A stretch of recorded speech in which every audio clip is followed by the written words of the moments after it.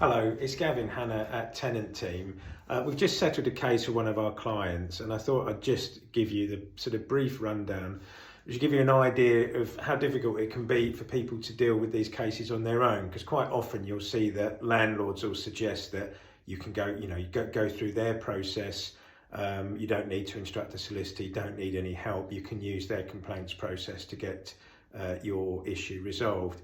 So on this case, the client had disrepair within the property, also had some health issues as well, and as part of the process ended up being permanently moved from the property, which is what the client wanted.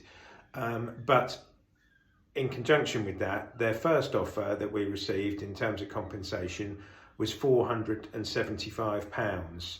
Now, when they sent through that offer, they also said that the client was over £1,700 in arrears.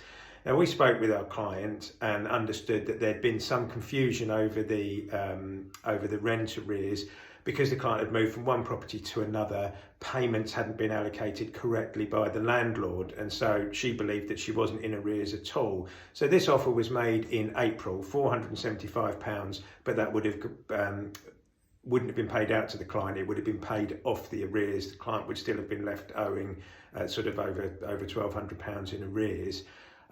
So what we had to do was go back to them with regards to the arrears, that their position was incorrect, and also that the offer was far too low. Now, we got the position with regards to the arrears resolved. So in June, so 2 months later, they confirmed that yes, it was their mistake. There were no arrears on either account. So there was no money owing on the property she was in with the disrepair, and there's no money owing on the new property. We then moved on to the compensation element, and it's just settled today for £2,000. So that's £2,000 instead of £475, and no arrears, when in April they were saying she had £1,700 or over £1,700 worth of arrears. So that's just an example, and it's only a quick example of the sort of issues that people have with their landlords. Now, as an individual, it's much more difficult to have all of these arguments because you don't have the threat of legal proceedings.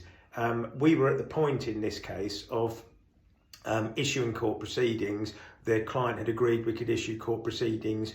We had done a final letter before action, and that is what prompted this offer. This is a reasonable offer. It was within the bracket. We'd given our client a bracket of what we would expect to receive at court, and the offer of £2,000 was within that bracket, so it's a good settlement.